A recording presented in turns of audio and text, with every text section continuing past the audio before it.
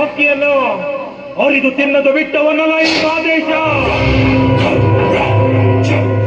ಆಸೆ ಪಟ್ಟ ಈ ಮಾದೇಶನಿಗೆ ನಿರಾಸೆ ಮಾಡಿರುವೆಯ?